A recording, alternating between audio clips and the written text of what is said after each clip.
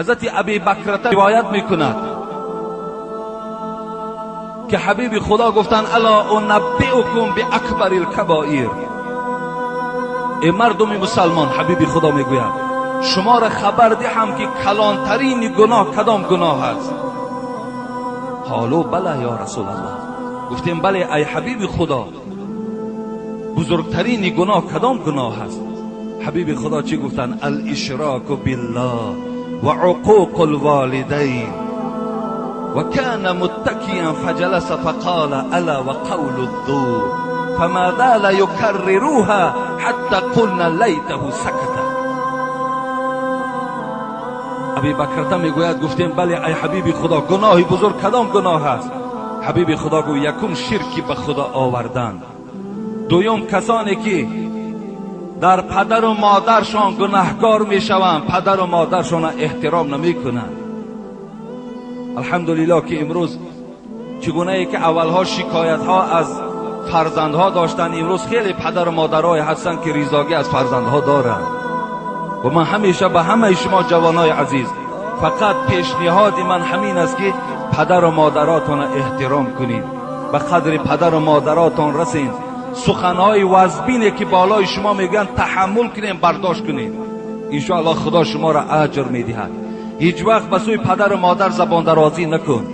اگر تو اخلاص ایمانت کامل باشد، پدر و مادر هرگاه خانه درآید تو پیش او خیزی، به خدا قسم انشاءالله آینده تو نیک است. احترامش کن، حرمتش کن. اگر چی وای تو عالم هم که باشی، وای بی سواد هم که باشد، وای در نزد خدا قدرش از تو بلندتر است. وای احترام کن. حبیب خدا گفتن یکم شرکی به خدا گناهی وزنین است، دویم حقوق پدر و مادر را پایمال کردن. لیکن ابی بکرته میگوید پیغمبر خدا وقتی این سخن میگفت تکیه زده بودند، از تکیه خیستند، در جایشان نشستند و چی گفتند؟ سیوم گناهی که خداوند گویم بنده را به سبب او عذاب میکند، این دروغ گفتن است. فما زال یکرروها.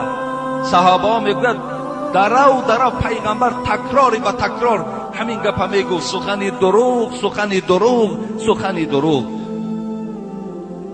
حتی میگوید صحابه که لیته سکته، میگفتیم کاش که پیغمبر خدا خاموش ایستاد. یعنی اینقدر زیاد درباره سخنی دروغ گفتن. امروز بسیاری جوانا را میبینیم، بسیاری گویم کلانترا را میبینیم دروغ میگویم.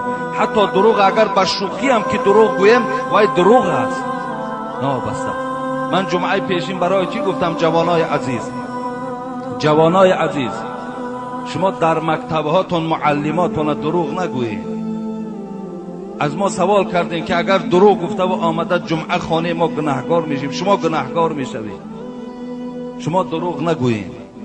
معلم هاتون هم فریب ندهین. وقتی تو معلم فریب دادی، این یقین است زبان تو عادت میکنه، تو پدرت هم فریب میدهی، تو مادرت هم فریب میدهی، تو یار و رفیقت هم فریب میدهی، همه را فریب میدهی. از این خاطر هیچ معلم هم فریب ندهین.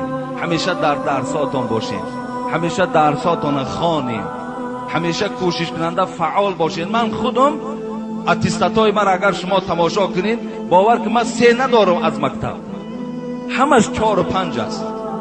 یگان 3 من در مکتب گرفتگی نیستم. ما 3 میگرفتیم به خدا قسم غمگین میشدیم. امروز جوان حاضره را من از زبان روسی ها که یگان زبان دیگر میپرسم، نمیداند پدر با روسی چی میشود. برای که وای چی است؟ وای بی پروا است.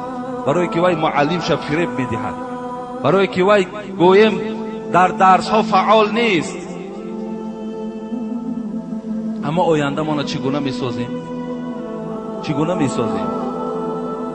این حسی وطن دوستداری نیست. وقتی که متخصصای ما از دیگر وطن آیند، وای وطن ما را آباد میکرد. هیچ وقت. متخصصای ما باید از خود مردم ما باشد.